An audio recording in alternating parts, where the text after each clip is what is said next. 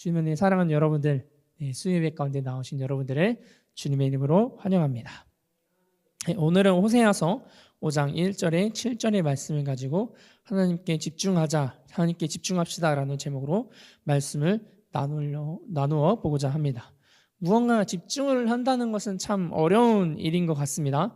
저도 집중력이 참 부족한 사람이다 보니 일을 처리하다 보면 잔실수가 많고 그 잔실수 때문에 그런 일어난 잔실수들로 인해서 책망하고 있는 저를 보기가 참 종종 있었던 것 같습니다. 오늘의 본문의 주인공이 호세아 선지자가 활동했던 시기는 북이스라엘과 남유다로 나눠져 있던 시기였습니다. 호세아는 북이스라엘의 선지자로 활동했던 사람이었습니다. 그 시기 북이스라엘의 모습은 어땠느냐? 우상숭배가 팽배했던 시대였습니다. 그렇다고 해서 그들이 하나님을 완전히 떠났냐? 또 그러지는 않았습니다. 그들 나름대로 열심으로 제사를 드렸다라는 겁니다. 이들은 하나님 앞에 제사를 드리는 것도 게을리하지 아니하였습니다. 그런데 오늘 본문을 통해서 하나님께서 호세아라는 사람을 보내서 북이스라엘 백성들에게 하시는 말씀이 무엇인지 우리가 한번 집중해 보았으면 좋겠습니다. 첫 번째는 주의하라, 귀를 기울이라, 들으라 라는 겁니다. 자, 이게 이제 1절에서 3절까지 하시는 말씀인데 1절에 보면 제사장들아 이를 들으라, 이스라엘 족속들아 깨달으라, 왕족들아 귀를 기울이라 라고 이야기하고 있습니다. 1절에 주의하라, 귀를 기울이라, 들으라가 다 나오고 있죠. 오늘 보면 이 1절에서 3절을 보면은 하나님은 호세아라는 사람을 통해서 북이스라엘 백성들의 죄를 책망하고 계시는 모습을 우리가 볼 수 있습니다. 하나님이 이 호세아라는 선지자를 통해서 이스라엘 백성들에게 그리고 또 종교 지도자들에게 주의하라, 귀를 기울이라, 그리고 들으라라고 말씀을 하시고 계시는 겁니다. 제사장들과 종교 지도자들의 삶을 보면은 이들의 삶은 우상 숭배로 가득하였고 또 이들뿐만이 아니라 북이스라엘 백성들도 삶 가운데 죄악이 가득하였다라는 겁니다. 하나님은 공의로운 분이시기 때문에 하나님의 경고를 무시하고 죄 가운데 살아가는 이들을 그냥 두시지 않는데 하나님은 이 북이스라엘 백성들에게 호세아를 보내신 이유는 이 북이스라엘 백성들에게 너네들 계속 그렇게 살게 되면 징계를 받게 될 거야 라는 것을 경고하시기 위해서 이 호세아 선지자를 보내셨다라는 겁니다. 하나님은 북이스라엘 백성들이 호세아를 통해서 하나님의 말씀에 주의하고 또 다시 한번 귀를 기울이고 하나님의 말씀에 듣고 순종하여 다시 하나님 앞에 나오기를 원하셨다라는 것을 우리가 알 수 있습니다. 물론 하나님은 그들의 죄로 인하여서 이들을 징계하시기는 하지만 중요한 것은 우리가 또 다른 한편으로 볼 것은 이들을 징계하시지만 그들이 다시 돌아오기를 원하시는 하나님의 모습 또한 우리가 확인할 수 있다라는 겁니다. 자, 두 번째는 4절에서 5절의 내용인데 외식하는 신앙을 가지지 말아라 라는 내용입니다. 4절에서 5절의 내용을 제가 읽어드리면 에브라임아 내가 내게 어떻게 하랴, 유다야 내가 내게 어떻게 하랴, 너희의 이내가 아침 구름이나 쉬 없어지는 이슬 같도다. 그러므로 내가 선지자로 그들을 치고 내 입의 말로 그들을 죽였노니 내 심판은 빛처럼 나오느니라. 자, 여기서 하나님이 호세아를 통해서 이스라엘 백성들에게 두 번째 하시는 말씀이 무엇이냐? 바로 외식하지 말라는 겁니다. 4절에 이렇게 이야기하고 있습니다. 그들의 행위로 그들로 자기 하나님에게 돌아가지 못하게 하나니 이는 음란한 마음이 그 속에 있어 알아 깨닫지 못함이라 라고 이야기하고 있는데 여기서 우리가 봐야 할 것은 음란한 마음이라는 단어입니다.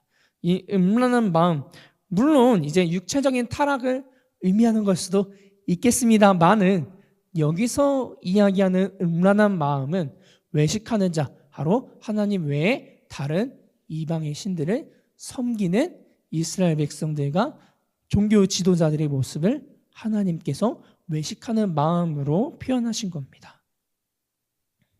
겉으로는 열심히 제사를 드리고 열심히 종교의 길을 하고는 있지만 하나님이 아닌 다른 것을 의지하기도 하고 또 섬기는 그런 우상 숭배의 마음을 가지고 있으며 이들이 예배드리는 그 모습을 보고 하나님은 이들이 마음을 떠났다라고 말씀하고 계시는 겁니다. 겉과 속이 다른 신앙, 또 외식하는 신앙은 하나님을 기쁘시게 할 수 없다라는 겁니다. 5절에서 이스라엘의 교만이 그들로 하여금 하나님 앞에 쓰러지게 만들었다고 이야기하고 있습니다. 교만은 회개의 문을 닫아버리는 가장 큰 문이 될 것입니다.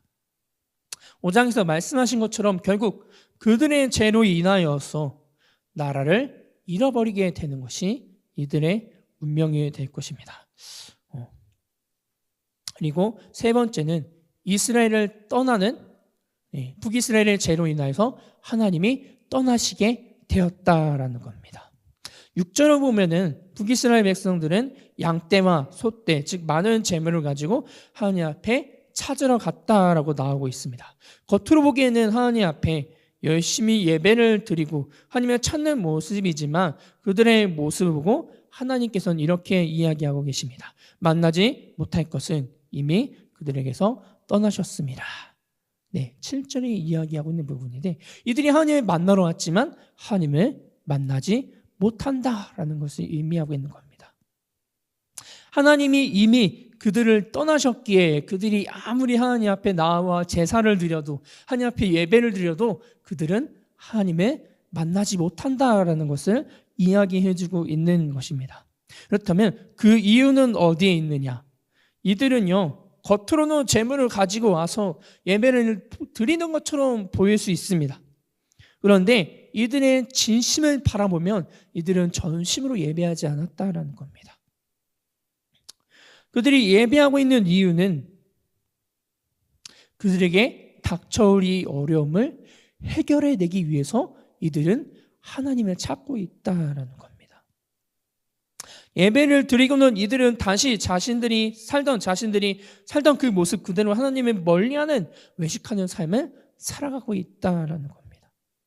이들이 예배를 드렸던 예배도 하나님께 진심으로 회개하기보다는 자신들에게 다가올 하나님의 징계에 대한 두려움으로 인하여서 그 징계를 피하려는 그 급한 마음 때문에 이들이 나아온다라는 것을 하나님은 알고 계셨습니다. 그렇게 하나님은 이들이 애타게 찾음에도 그들을 만나주시지 않았다라는 겁니다. 호세아가 7절 마지막에 북이스라엘 백성들에게 하는 이야기를 잘 보면 이렇게 경고하고 있습니다. 세라단에 그들과 그 기업이 함께 망하리로다 라고 이야기하고 있습니다. 이스라엘 백성들은 호세아의 말을 듣고도 하나님께 나와 진정한 회개를 하지도 않았으며 삶이 변화되지도 않았습니다. 여전히 하나님 외에 이방의 신들을 함께 섬기며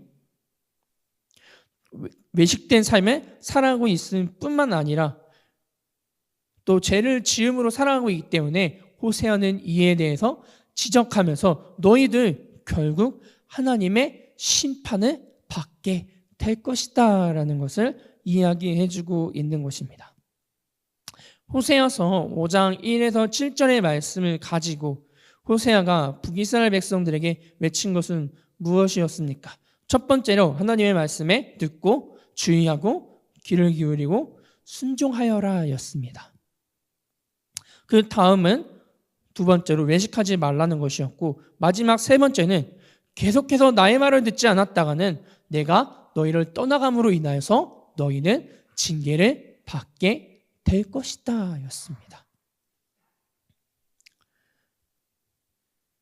그런데 이것이 오늘 본문 5장 전체에서 또 오후에 이 7절 이후에서 8절부터 15절까지도 하나님께서 이스라엘 백성들과 남유다와 이들에게 이야기해 주시는 말씀이 너희들 이제 그만 나에게 돌아와. 왜 계속 나에게서 떠나가니? 라는 것을 이야기하고 계신다라는 겁니다.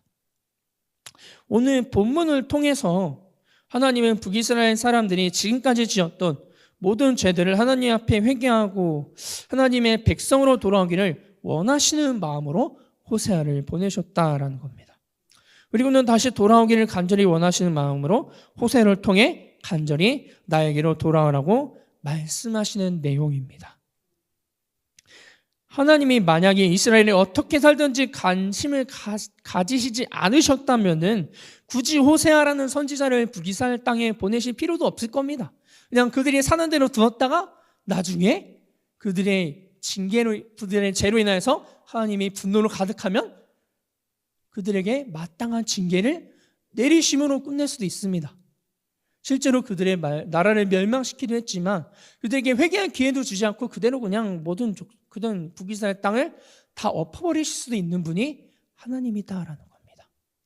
그런데 하나님이 굳이 호세아라는 선지자를 보내셨던 이유는 그들 가운데 그래도 여전히 그들이 죄를 짓고 외식하지만 사랑하는 마음이 있기에 그들을 향해서 얘들아 너희들 마지막으로 한 번 더 이야기할게. 나에게 돌아와.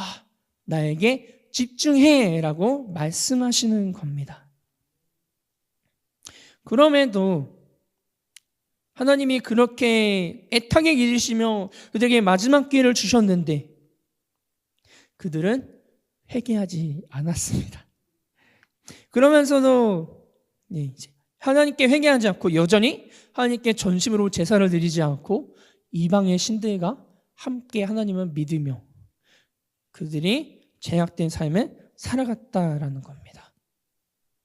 하나님은 이 북이스라엘 백성들이 진심으로 회개하지 않으면 너희가 아무리 나를 찾아도 회개하고 제사를 지내도 나는 들어주지 않을 것임을 이야기했지만 이들은 여전히 하나님을 멀리하고 하나님과 가까이 하는 것을 거리껴 했다라는 것입니다.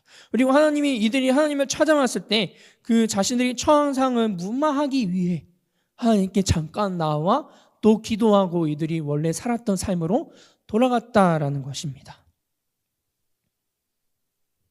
북이스라엘 백성들이 하나님 앞에서 외식을 하면서 자신들만의 방법으로 하나님께 제사를 드리는 그 모습을 보시면서 저는 하나님이 이 모습을 보시며 얼마나 속상하셨을까라는 생각을 해봤습니다. 그러면서 이제 여러 구약 성경 책을 찾아보니까 하나님과 이스라엘 백성들 간에 이제 관계성을 하나 찾아냈는데 이제 이게 사사기하고 굉장히 큰 연관이 되어 있는데 하나님의 곁을 떠나서 자신들의 마음대로 죄를 지으면서 살아가는 이스라엘 백성들의 모습이 있습니다.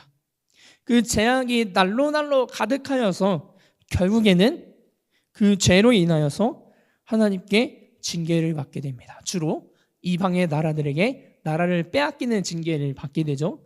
그 징계를 받게 됨으로 인하여서 자신들의 삶이 너무나 힘들게 되자 이들은 다시 한번 하나님을 찾게 됩니다. 그리고 또 하나님은 이들이 찾자 너무나 기뻐하시는 마음으로 이들의 죄를 용서하셨습니다. 그런데 또 재미있는 것은 이들은 또 얼마 되지 않아 또다시 하나님을 떠나갑니다. 그리고 또다시 하나님 앞에 징계를 받습니다. 그리고 또다시 하나님 앞에 용서를 받습니다. 근데 이게 사사기에서만 나오는 것이 아니라 이 구약 성경 전체적으로 계속해서 이스라엘 백성들과 하나님과의 관계에 있어서 계속해서 이 프레임이 무한 반복되더라고요. 하나님을 떠나고 또 그들이 그 떠남으로 인해서 죄악이 가득하고 우상을 숭배하고 그러다가 그들의 죄로 인하여서 또 하나님한테 혼나고 하나님께 혼나니까 너무 힘들어서 하나님 앞에 나와 자신들의 죄를 고백하고 또 그 죄를 하나님의 기뻐하심으로 용서해 주어서 죄를 용서받았을 때 또 그들이 얼마 지나지 않아 다시 하나님을 떠나는 삶. 이걸 보면서 하나님은 얼마나 저 이스라엘 사람들을 보면서 화가 나실까 라는 생각도 또 하고 그럼에도 얼마나 저들을 사랑하시기에 끝까지 저들을 붙들고 저들에게 사랑의 언어를 말씀하실까 라는 두 가지 감정이 들었던 것 같습니다. 그러면서 들었던 것은 하나님은 이스라엘을 포기하지 않았듯이 절대로 우리들도 포기하지 않는구나 라는 것을 또 깨닫게 되었습니다. 그렇다면 오늘 본문을 통해서 우리에게 하시는 말씀이 무엇이냐? 우선 첫 번째로 하나님을 떠나지 않도록 주의하고 또 하나님의 말씀에 귀를 기울이고 하나님의 말씀을 듣고 순종하여 지켜 행하라라는 것입니다. 저도 그렇고 여러분들도 그렇고 살아가다 보면은 하나님의 말씀에 귀를 기울이고 순종하고 하나님의 곁을 떠나지 않는 것이 너무나 어렵습니다. 여러 상황들이 우리들을 그렇게 만들어가고 있고 또 우리들은 그러한 상황 속에 어쩔 수 없이 함께하게 되는 순간들이 있다라는 겁니다. 그렇게 우리는 살아갈 수밖에 없지만 그럼에도 우리는 주의해야 할 것이 하나님의 말씀에 주의하고 하나님의 말씀에 귀를 기울이고 하나님께 순종함으로 나아가도록 노력해야 한다는 것입니다. 물론 그 가운데 우리는 계속 넘어지고 쓰러지고를 반복할지라도 우리는 계속하여 그렇게 전진해 나가면 된다라는 것입니다. 그렇게 우리가 노력하는 모습을 보여준다면 하나님은 기쁨으로 우리와 함께 해주실 것입니다. 그리고 우리는 두 번째로 외식하는 자가 되지 말아야 할 것입니다. 우리는 살아가다 보면은 간혹 가다가 하나님보다 더 우선순위에 두는 것이 있을 때가 있습니다. 어떤 분들은 자녀가 될 수도 있겠고요. 혹은 돈, 명예, 가족 등등등 여러 가지의 것들을 하나님보다 우선순위에 두는 삶을 살아가고 있습니다. 우리가 잊지 말아야 할 것은 그 모든 것들은 다 하나님께서 허락하여 주셨기에 나에게 왔다라는 사실입니다. 우리의 삶의 우선순위는 나 자신이 아닌, 내가 중요한 것이 아닌 하나님이 가장 우선순위가 되어야 한다는 사실을 우리가 기억했으면 좋겠습니다. 북이스라엘이 하나님께 징계를 받았던 가장 큰 이유 중 하나는 바로 외식했기 때문입니다. 이들이 물론 이방의 신을 섬겼다 이것도 있지만 또 다른 이유도 하나 있습니다. 이들이 하나님께 예배를 드릴 때 전심으로 하나님 앞에 나오지 않았다라는 겁니다. 이들이 하나님 앞에 나올 때 그들은 그들의 상황, 그들의 마음을 하나님께 온전히 집중하지 않았다라는 겁니다. 그들의 예배 이후에 있을 삶들, 또 나에게 하나님보다 더 중요시 되는 것들, 그런 것들이 그들의 삶에 그것들로 가는 생각들이 가득한 상태에서 하나님 앞에 나와 예배하였기에 하나님은 이들에게 외식하지 말라라고 말씀하셨다라는 겁니다. 북이스라엘 백성들이 하나님께 제사를 드리는 것을 게을리하지 않았습니다. 그들의 제사 가운데는 하나님을 향한 마음이 없었을 뿐입니다. 그런데도 하나님은 이들에게 외식하지 말라라고 말씀하고 계시는 겁니다. 말 그대로 형식만 갖춘 형식적인 제사를 드렸다라는 겁니다. 많은 분들이 이제 착각을 하는 부분이 있습니다. 주일이니까 그저 잠깐 나와서 하나님 앞에 예배드리면 될 거야. 이런 생각을 가지고 계시는 분들이 계실 겁니다. 여러분, 그렇지 않습니다. 하나님이 북이스라엘 백성들에게 외식하는 자라고 말씀하신 이유는 이방의 신을 함께 믿는 것도 있었지만 그들이 진심으로 하나님께 예배를 드리는 모습이 없었기 때문이다라는 걸 우리가 기억했으면 좋겠습니다. 우리가 하나님께 예배를 드릴 때 가장 중요한 것은 우리가 마음을 다해 하나님께 집중하여 그 시간만큼은 온전히 하나님께 올려드리는 그 마음가짐이다라는 겁니다. 제가 얼마 전에 사모님하고 잠깐 이야기하는 시간이 있어서 신방이라는 단어에 대해서 잠깐 다른 길로 빠져보자면 이야기를 했는데 코로나 이전까지만 해도 제가 모교에 있었을 때는 좀 코로나 살짝 이전이어서 제가 유치원 친구들을 담당할 때 여러분 성경학교가 돼서 신방을 나가봐야겠다라는 거룩한 마음감을 안고 저희 그 당시 교회 선생님들과 이야기를 나눴습니다. 제가 유치원 신방을 가려고 하는데 어떻게 하는 게 좋을까요? 라고 했더니 선생님들이 저를 극구 말리는 겁니다. 그래서 물어봤습니다. 혹시 제가 남자라서 그러시는 걸까요? 라고 그랬어요. 그랬더니 뭐라고 하셨냐? 전사님 요즘에 유치원이나 학교에 가서 전도하면 큰일 나요. 잘하면 경찰서에 잡혀갑니다. 라고 하는 겁니다. 제가 그 소리를 듣고 깜짝 놀랐습니다. 아니, 제가 뭐 나쁜 행동을 하러 가는 것도 아니고 하나님을 전하러 가는 건데 깜빵에 간다고요? 아이, 그게 무슨 소리예요? 에이, 설마 그랬는데 알고 봤더니 이제 다른 전도사님하고 이제 대학원 전도사님하고 얘기를 해봤더니 그 코로나 시기 사이에 그렇게 바뀌어갔더라고요.